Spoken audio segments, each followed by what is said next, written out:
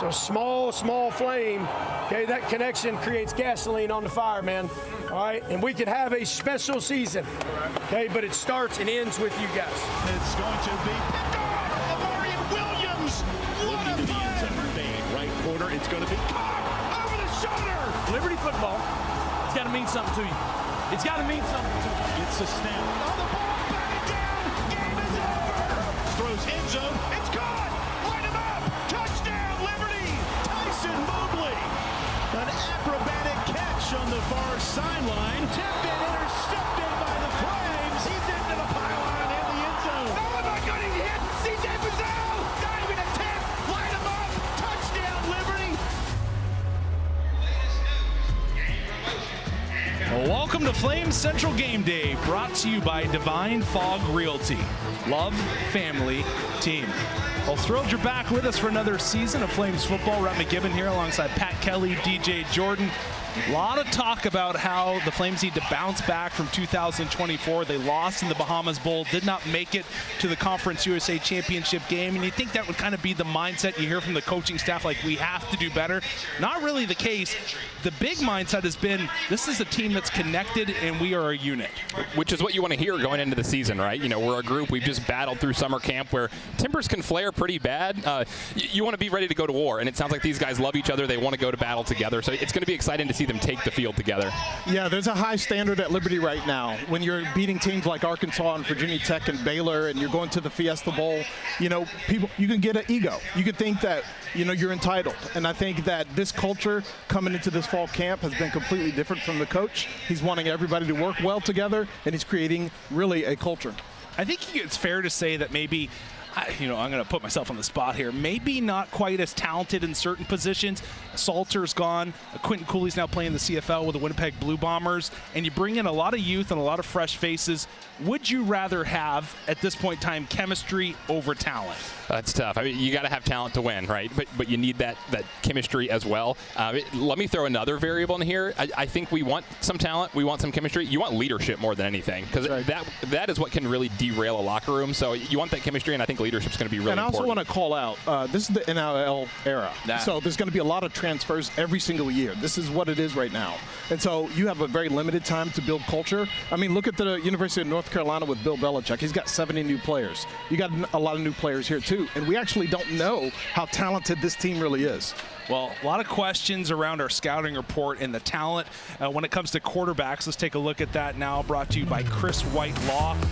QB1 finally named on Thursday, and the guy is going to be Ethan Vasco. Yeah, we took it to the 11th hour with this decision. I'm glad that they finally pulled the trigger on this one. It's good to see a guy that's got some experience, having been at Kansas, been at Coastal Carolina, got some good games under his belt. So it's going to be interesting to see him take the field today. If you live in Virginia and you've paid attention to high school football, you know this name. At Oscar Smith High School in the 757, he won 3 state championships and 1 game in the playoffs. He had 10 touchdowns in 1 game. He is a baller. And as of right now, Ryan Berger, QB2. But there was a lot of talk about how close this battle was. Yeah, this guy, I mean, he's super athletic. That's kind of one of the things that he'll lean on, is he's got really good scrambling ability. You see on the highlight here, busting a long one against Buffalo, I believe. You know, when he's been on the field, he's been able to kind of Buffalo. He's been able to buffalo this thing. He's got great legs. So, you know, it's interesting. Glad that they ended up going with Vasco, but we'll see how things. Stay tuned. Just because he's not the starter doesn't mean he's not going to be a starter later in the year. I think Chadwell is open to actually putting other quarterbacks in there. This is still a battle. It's Coach Chadwell saying, you know, it's not defined that week 2, it's not going to be somebody else, which if you have 2 quarterbacks, do you have 1? We'll get to that in just a second. But first, the Vasco pick, do you like it, Pat? I do. You know, I think he has a higher floor than anybody. You know what you're going to get, kind of a game manager, which people ascribe, you know, bad words to game managers. There's nothing wrong with that. No. It's your job as a quarterback to not turn the ball over. I think he's proven that in his time at Coastal, games against JMU, UVA, teams like that. So I think he's done a good job earning this position. So I'm glad that they ended up going with the guy with more experience. And also, he's a great decision maker, and a lot of that is because of the experience that he has, and that's exactly what this offense needs right now, to be able to distribute the ball well and take advantage of opportunities. All right, you talk about more experience, and Vasco does have in game situations, but Berger has more familiarity with the program, having been here last year. Do you prefer the fact that Vasco has played more ball in game time opposed to, that Berger knows the system perhaps a little better? I prefer them going with Vasco because he's played so much more. One thing that I would say is Berger was here all year last year and still isn't the guy this year. So I don't want to say it's an indictment on Berger, but, this coaching staff intentionally went out and said, hey, Vasco, we want you here. So they pursued him and they brought him here so they see something that they like. When the QB1 call takes as long as it did, how long is the leash for Vasco moving forward? I think it's a short leash, and I actually have no problem with that because we are in this new NIL era. There's a lot of entitlement sometimes, especially at the quarterback position. We're talking about kids who are getting $200,000 NIL contracts. They're in video games now. They come in thinking they're it. And so I like what Chadwell is doing and said everybody has to learn their position. Well, let's go inside the numbers now, brought to us by Courtyard. And can I just set this up a little bit? I'm like in bed and I get this text late at night and it's Pat saying, hey, I'm thinking about you. And also the tight ends for Liberty. And you came out with this great graph, and it just shows how previously for Chadwell, when the tight ends are heavily involved in the offense, they seem to do well in multiple facets. Yeah, let me talk to the fans here for a second. You see a lot of numbers on the screen, but what I want you to focus on is we look at the year 2019. Modest tight end production, 430 receiving yards. That offense averaged 30 points that season. Overall team record of 5-7. The next season, 2020, you see a more productive tight end, almost 150 more receiving yards. Look at the points per game jump, 37 points per game, and they go from 5 wins to 11. We're trending the right way, right? However, in 2021, you go up again, 300 more receiving yards, 12 touchdowns out of your tight ends. Your points per game climbed to 41, another 11-win season. What this is telling me is, hey, when the tight ends are involved, they're productive. When your tight ends are involved, it's helping your run game as well. 3 of those offenses finished the season 6th, 1st, and 4th in rushing yards in the country. So when the tight ends are involved in the Chadwell offense, everything goes. Points per game, and you see those wins climb as well. And you see Jenkins on your screen. He came over from Coastal Carolina, already has some familiarity. He played here last year at Liberty, but with the Chadwell system. And Henderson, who you'll see in a moment, a big body guy that came in from Minnesota, has a lot of intangibles as well. I'm a little jealous because you're texting him about football and you're texting me about Travis Kelce and Taylor Swift. So hey, that's what's a up with tight end. that, man? That's right. Yeah, I played tight end my senior year, a little bit of tight end as well as running back. And when you have a tight end that's active, it makes it so much harder, puts pressure on the defense to be able to cover all of those receivers. If you're looking at 3 wide receivers, a tight end, and a running back coming out of the outfield, it actually opens up everything and benefits everybody. Yeah, Red, I know we probably can't put the graphic back up there, but the one takeaway that I want to have from that huge chart, you see a bunch of numbers, is when the tight ends are getting the ball, this Liberty offense is doing a better job. So look for the tight ends. If they're involved this season, I think this offense is going to return similar to that Fiesta Bowl season where they're putting up big-time points. And I think Vasco probably is more likely to throw to a tight end. We saw Salter, who was a big play quarterback. He wanted a big play every single play. Right. I think Vasco is going to be a little bit. We saw that last night. Yeah. Vasco's going to be a little bit more surgical. He's okay with a 7-yard pass to a tight end because it's going to open up the offense down the line for the big play later. All right, it's going to be a lot of fun to watch. Jamie Chadwell obviously has a lot of decisions ahead of him, and he is currently standing by with Andy Corey. Well, Coach Chadwell, first outing today for this offense that has a lot of new faces. I know you want them to be efficient on early downs. What else are you looking for in that side of the ball? I think the main thing is just not beating ourselves by foolish penalties. You know, like your first game, you're always worried about alignments and different things. I just don't want us to beat ourselves by false starting or not being aligned properly and having to waste, timeouts or downs. And so confident in our offense and looking forward to seeing them play today. And you told me this week that you want the defense to be the strength of this team. What's key for them today in eliminating what Carter Peavy can do? I think we got to do a really good job of just swarming against the football. Like, you can make up a lot of mistakes if you just play fast, and I want our guys to play fast and loose. Like they believe they can be dominant, but that doesn't mean that the other team's not going to make plays. Carter Peavy's a good player, so they're going to make some plays, but that we just continually stay after him and harass him. And if we can do that, then I like our chances of creating some turnovers. Thank you, Coach. Good luck today. Thank you, Flames. Do you guys find it telling that Coach Chadwell, first presser of the year, or coming off the bus, going to the game, is talking about penalties? It feels like that has plagued him for his 2 years here, and in some ways plagued Liberty football over the past 5 to 6 years as a whole. Which is why I think he's trying to establish a culture where everybody has to earn their spot. So if you see players making a lot of mistakes, whether that be turnovers or penalties, you might be yanked. Yeah, the whole don't beat yourselves. How many drives did we see last year where you have a false start on 1st and 10, so now you're behind the chains? It makes it so much harder to operate, giving away free yards. I am glad that was one of the things that he said, because it's on Flame fans' mind. It's on my mind. So I want to see them come out and be clean today. I'm glad he addressed it. Well, every sack is a sack to give back this season. Food Lion Feeds will donate 1,000 meals to a neighbor in need for each Liberty sack this season. We bring in the booth Matt Warner, Joe Yock. Have been waiting all summer long to talk to these guys. Oh, they're looking beautiful. Tell us about this D-line and what we can expect this year. Well, I don't think we're going to say anything as smoothly as Rhett just did that Food Lion read. That was impressive. But, Joe, we talk so much about this Liberty defense, and usually it's the back end, right? All the veterans they bring back, the safety room, the corners.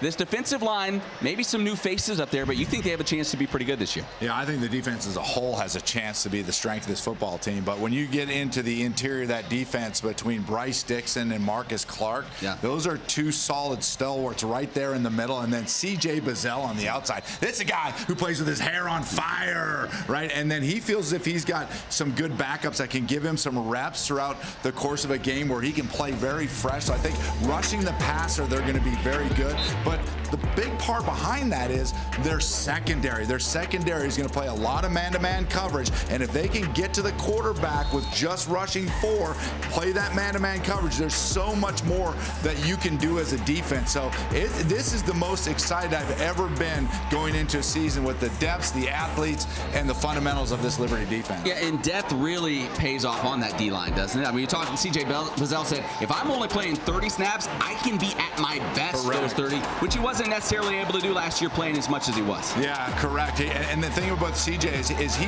wants to rush the passer. Last year, he was a little bit limited because of personnel, and they had to use him in coverage more, so they couldn't really play to his strength. His strength is a little pop. This is like Rhett McGibbon. Yeah. He's a lot of pop, he's a lot of punch, and then rush that passer and get after that quarterback. Pop and punch. That's what I think of when I think of Rhett McGibbon. Rhett, what do you think? I appreciate that. Yeah. Well, I like a good pop. And like soda? Soda. Okay, yeah. I'm a pop guy. You hear Joe say this has the potential to be the best defense in quite some time for LU, which is a big statement to say. When you look at the linebacker group, they seem a lot more depth in that position. But when you go to the secondary, a guy like Brylan Green comes to mind. Can he kind of bounce back from a year where he had no interceptions, the year before he had 5? Yeah, I certainly think so. And when you have other guys that can go out there and play man-to-man, it certainly frees you up a little bit. I mean, you've got a guy in Damon Harmon coming from Oklahoma who was a former 4-star. So you've got incredible talent there. You're returning Christian Bodner, who I think was a 3-star or a 4-star coming out. So you're getting talent in the secondary. It's going to take a little bit off of Brylan Green's plate, I think. I think Bodner's the big one. He came in as a safety, and now it looks like he'll be at the cornerback position. But you missed him about halfway through the year last year, and that was a big deficit for this group. Yeah, I'm really looking at Joseph Carter, who's going to be a leader at linebacker. He has a lot of new players around, and I think him and Brylan and a couple of the other seniors are working with these transfers to make sure that there is cohesion. And so I'm excited about what this defense is going to do as well. Yeah, you're going to get to talk to Joe Carter live in a few minutes. I'll tell him that you're a big fan of him. We're actually waiting on Joe Carter right now. Quickly, let's take a look here at the wide receivers group for Liberty University. Obviously, we've talked a lot about the quarterbacks and what they have to improve upon and kind of break through for this Liberty system. They're a relative unknown, but when it comes to the wide receiver position, this is a group that, this is for Maine, but here, we'll talk about the Maine guys right now. Okay, so Maine, this is a group that has 3 returning wide receivers coming in, a program that's had a lot of turnover the past couple of years, second year in a row that they actually have their offensive coordinator coming back. So for this trio right here, how big of a year do they need to have in order for Maine to improve upon their previous couple seasons of records? I mean, you certainly need wide receiver production. You're losing Montego Moss from last year, 700 receiving yards. Yes, that is Moss, as in Randy Moss's son. But it's going to be important for Carter Peavy to have a guy or two that he can go to on third downs. It's an offensive line that struggled last year. They gave up, I think, 31 sacks, 92nd in the country. So it's going to be important for the quarterback to have the ball to get so that he can get it to someone that he trusts in. There's a lot of pressure on Carter Peavy. He's a senior. He's a graduate student. He's been there for a long time. Traditionally, he's been pretty good at making decisions, but he hasn't had the wide receivers that can be able to separate and to get open for him. So there's going to be a lot of pressure on them today for a big play, especially in the second half. All right, time now to turn our attention to our Ortho Virginia Field pass. Joe Carter joining us down on field. Joe, thanks for taking the time. Yes, sir. Yes, sir. Appreciate it. A lot of people talking about this Liberty defense and how they are going to be the staple for this year's team. Talk to me about that side of the ball for Liberty this year. We got a lot of new pieces, and we got a lot of pieces that have been in the system for a while. So coming together, them boys, they pretty much learn from us and jump on the train real quick. So, like, we got a lot of people with energy and ready to, like, go out and put in some work. And, like, we together on the defensive side. Every snap is going to be 100%. Hey, Joe, it's Pat Kelly here. Last year, this defense struggled at times against the run, giving up some chunk plays at inopportune times. What's been the focus this offseason to kind of get that corrected and more efficient on those chunk plays? Discipline, and it all comes down to me and the other linebackers. We the linebackers, you got to make sure everybody in their gaps and make sure everybody in line. That's from there to stay in your gap and do your job. And we just emphasize to do your job. Yeah, Joseph, I think you're a great player, and I think you and CJ have had opportunities to really rush the quarterback on a couple of occasions. Are you guys going to show a lot of blitzing today, or are you going to hold that for when you get into conference play with Jacksonville State? Are you going to tell us what the plan is, bro? I mean, I can't really say what the plan is. I'm just a player, so I do whatever. The headset, when they yell at me, I yell at everybody else, and we just do what they say. So if they let us go, we're going to go. If not, we're going to play whatever they call. All right, Joe, I've got the real hard-hitting question. We know that all great linebackers have a great pregame playlist. What do you have going through the headphones in a pregame playlist? It'd be random. Sometimes it'd be some rappers back home in Jacksonville. Sometimes it'd be gospel. Sometimes it'd be, it'd be everything. Broadway, Boosie, like, it varies. Good stuff. Joe, thanks for your time. Best of luck today. Thank y'all. Appreciate y'all. As Joe Carter for the Flames, and, big shoes for him this year. Obviously kind of being the lead guy, the quarterback, you could say, of the defense. And a game like today, where obviously you're expecting the Liberty defense to come out on paper and should do well, what would you like to see from him? Make sure that your guys are lined up. Make sure you're communicating, to the guys in front, to the guys back behind. Those are the things that you need to do. Coach Chadwell said, don't beat yourself. Well, your linebacker, the quarterback of the defense, he's going to be the guy that's responsible for that. So just communicating and getting your guys in the right spot. Look, they're playing a FCS game today, and it's important to not take this game for granted.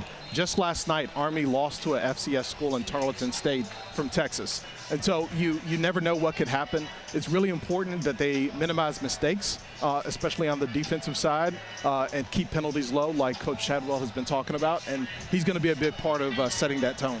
All right, continuing on with our Ortho Virginia Field pass, we turn our attention now to Carter Peavy, quarterback for Maine. And you have to think he's pleased as punch the fact that you have your offensive coordinator coming back for a second year in a row. There's been just a revolving door for Maine in that area. And while still the record's not where they'd want them to be, had a solid year last year and is hoping to improve upon that. Yeah, their head coach said that this team's going to go as he goes, and I think that's exactly right. This is a team last year that they struggled on third down, only converting 36.9% of the time, so they couldn't stay on the field. So that's going to be an additional weight kind of on his shoulders. If he's able to deliver the ball, it's also going to help in the run game. So, he's going to have a lot on his plate, especially against this good Liberty defense. Yeah, Carter is one of the better players for sure, but he's got to have more talent around him who can be able to get open. His three top running backs are all gone. And then also these new wide receivers. So there's a lot of pressure on him, and we'll see what happens. Yeah, it's going to be interesting to watch, and obviously keep a close eye on that, how he progresses throughout the day. Jordan Stevens obviously going to keep an eye on him, and he is standing by with Annie Corey. Coach, it's the season opener. You told me a lot of your guys haven't played in an environment like this before. What have you been telling them to prepare them for it? Yeah, we have a lot of new players, and we have players that have been in this position and some that haven't. So, I think it's really just falling back on all of our training, falling back on our technique, and trusting our process in this environment, and knowing that really that's all external, and we can't control that. So focus on what's internal and the guys around us. A lot of your veteran leadership stems from that linebacker room. What boxes do they need to check today against Liberty's offense? Yeah, just playing with some poise. this is game one, so we know there's going to be some wrinkles or things that we haven't prepared for, and I think as long as we fall back again on our training and our rules and our keys, and guys have their eyes where they need to be, we'll be in great shape. But just really need great leadership from that group. Thanks for the time, Coach. Good luck today. Yeah, thank you so much. Guys. Well, Maine is going to have some new faces in the Liberty backfield to keep an eye on. But first, gone is the bell cow. Quentin Cooley, you look at the career numbers. Huge shoes to fill for these Flames. The bowling ball, whatever. You got any other nicknames for him? Yeah, I don't think so. Joe's always got the good names. Yeah, he does. I feel like he's up there in that GOAT conversation for rushing backs, for our running backs for LU. So obviously he's right there with Rashad. It's going to be fun to talk about that in future years. But when you move now into what is currently at hand for Liberty, let's start off with Juju Gray. Was a wide receiver, now has moved into the running back position. Yeah, home run threat here. This is a guy that a couple years ago from the Fiesta Bowl season, I'm like, hey, can he be the Aaron Bedgood replacement? He's that A-back, get the guy around the edge, option pitch. Top 50 receiver coming out of high school, top 10 kickoff returner coming out of NC State. He's got potential all over him. Get him the ball in space. So he's a guy that's definitely a home run threat. Yeah, transferred from NC State, used to be a wide receiver there. Tons and tons of talent. I'm excited to see. But you do have a challenge because you've got a lot of talent in that running back room. It's going to be very interesting to see how Coach keeps them all happy.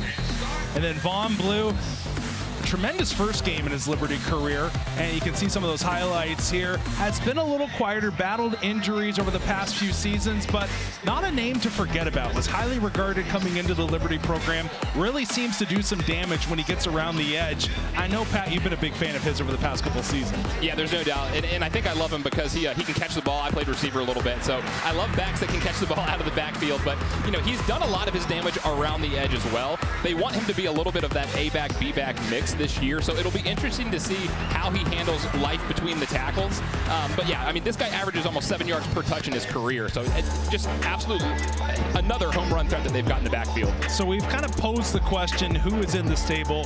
This is the known that we were just talking about. We mentioned the home run threat of Julian Gray, the pass catching ability of Vaughn Blue, but we transition that now into the unknown. A couple of new faces for the Flames. Caden Williams, kind of the bruiser, maybe he fills in that Quentin Cooley spot, and then Evan Dickens, who's just come over from Georgia Tech, listed as an A-back on the roster. That picture looks like they caught him with his hand in the cookie jar, but yeah, he's kind of what I would envision as being the Cooley replacement. No, he's not going to completely fill Cooley's shoes, but again, between the tackles, I think he's going to be the guy.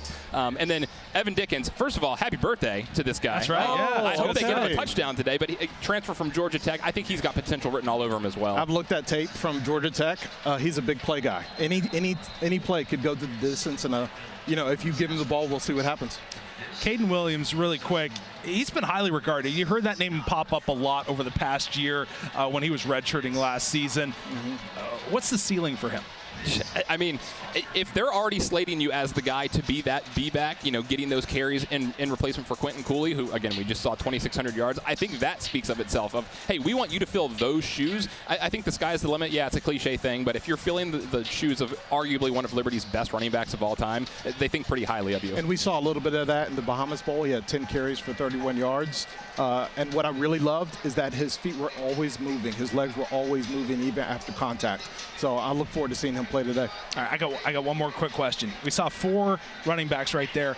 Where are we talking about in touches? That's a lot of ball to go around. That's going to be a challenge. I mean, as a former running back, there's some egos in there. You want to get going, right? You want to get going. Rhythm. And you want a rhythm. And so it's going to be a challenge to keep them all happy. But Chadwell has been able to keep them in the program, because I know Juju Gray has probably gotten attention from Power 4 schools, and yet he stayed. So it'll be a challenge. Yeah, it will be. Well, we all know the run game sets up play action, the air assault. Let's take a look here at some new targets for LU. Tyson Mobley, not really a new guy, and everybody remembers this catch last year. That was just a dime. Love that. When you see Tyson Mobley and you think of him, what does he bring to the team this year? He reminds me, he's a Z receiver. You line it up kind of on the strong side. That's what I think, but you know what you're getting. You're going to him on 3rd and 5, 3rd and 6. He's sure-handed. He's kind of a safety blanket. He kind of plays the role of a tight end in terms of, that you can go to this big body and he's going to catch it. So I see him as the sure-handed guy in this group. Yeah, he led the Flames last year in receptions with only 29 receptions. And so I think he can even top that this year. Looking at Jamari Pearson, He's a 6'1", 200-pound receiver as well, transferred from Colorado State. He has big playability as well. By the way, really good size there. All of these guys we're talking about right now are 6 foot. Yeah, that's one thing we need to talk about is that it feels like the previous couple seasons, like, we're used to an AGG that was pulling things down left, right, and center, and you kind of had your main target, Demario Douglas, not in stature, but in heart, was a big guy and did some good things for LU. But when you look at Casey Kane, Jamari Person coming into this group, they are big bodies. Do they have a wide receiver number one, or is it going to be by committee? You're going to find out. For me, if you're asking me who I know that. I'm asking you that. I mean, if you're asking me, I think it's Jamari Person is probably number one. Okay. Casey Kane, Mobley, kind of 1B, 1C. Yeah, these are big bodies, and they've got playing experience at some of these big programs. Jamari Person come from Colorado State, having just played Travis Hunter last year a little bit. So, I mean, all these guys can get it done. It's just going to be interesting to see how they come out and look. And Casey, as the guy I'm really looking at as a talent guy, he started his career at the University of Texas. You don't get a scholarship at the University of Texas unless you got a lot of really great natural talent. So I'm really watching him over the next couple of games to see if he's going to emerge. He could possibly be your number one as well. I think there's 3 other guys we could probably put on this list. We're going to talk about Dante Lee Jr. in just a moment. But Canyon and Smith are 2 other Flames that were here last year and did some good things. Obviously, Smith had that huge game against ECU that are going to be right in the mix as well. Yeah, you can't make the club from the tub. So with Reese Smith, he was banged up last year. You've got to be able to stay on the field. When he was out there, he was great. Great route runner, great hands. He just couldn't stay on the field. And then Elijah Canyon, big body. I think one of the things that he needs to work on is separation, getting off press coverage. He doesn't separate super well.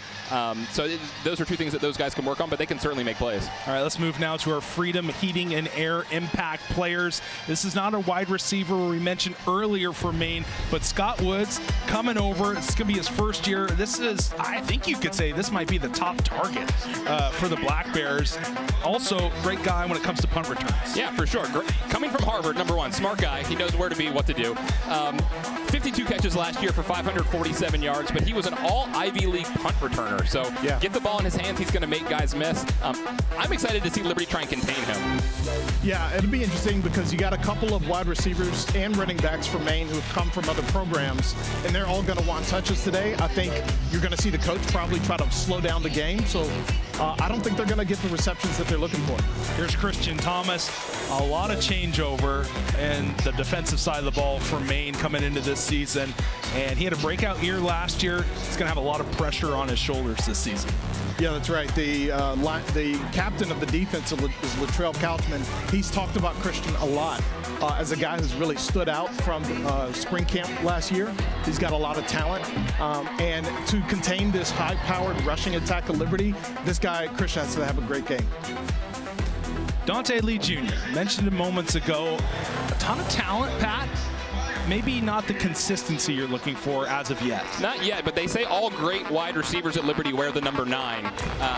Is that what they say? I mean, I'm just telling you what they told me. Come on. I'm just telling you what they told me, okay? Great receivers wear number 9. But yeah, you want to see him be consistent. He had some freak plays in training camp and then some drops on some routine balls, and that's okay. That's going to happen. You want to get your game legs underneath of you, but I'm excited to see him out here. He can take the top off the defense. We mentioned Brylan Green earlier, but again, when I believe, when you think of the Liberty secondary, Brylan Green is a name that pops into your head immediately. Hard to believe he's entering his senior season now. You look at the award watch list at the bottom of your screen. He has a guy that has all the talent in the world. I actually think this guy can play on Sundays. He's that good. And remember, he used to play baseball here at Liberty. He actually had some attention from minor leagues and major leagues to be drafted. He's a great athlete, and he is that outfielder. He's the center fielder back there for the defense who really sees the entire field really well. We mentioned this defense for LU has the potential to be one of the better defenses in the past few seasons. What is the key, though? Is it the linebackers that have lacked depth in previous years? Is it all start with the big boys on the line? Where do you see the most talent and also the biggest area that needs to step up game in and game out? The best teams in the country are the ones that in the trenches, offensive line, defensive line. So I think you've got to have waves of guys that can get it done. It sounds like Liberty does finally have some depth here. They're going to cycle guys in and out. I think you've got to be able to dominate the trenches because that sets up so much in the back half anyway. Yeah, I'm looking at the linebackers. Aiden Vaughn as well. There was a lot of missed tackles last year. A lot of mistakes, a lot of penalties, a lot of missed tackles. You have to limit that in order to be a better team. It felt like in previous years, too, Liberty D-line always had that guy like a Darrell Johnson, Chima Uzuihe that was just like getting after the quarterback. Will they get back to that this season? I sure hope so. In 2022, they had 45 sacks, which was 4th in the country. Last year, only 20 sacks, 97. So it's going to make life so much easier if you've got guys up front that are dogs and can get to the quarterback in 1 second, 2 seconds. But yeah, got to dominate the trenches. You hope to see somebody back this year. All right, top of the hour, Flames and Black Bears on ESPN+. Will Ethan Vasco have a dominant debut? Who's going to be wide receiver number 1? All those questions and more, according to Pat, will be answered very, very clearly. Don't forget to join us for the post-game show right here, roughly 15 minutes after the game. Black Bears and Flames, week 1 of the college football season. Matt Warner, Joe Yock with a call on ESPN+.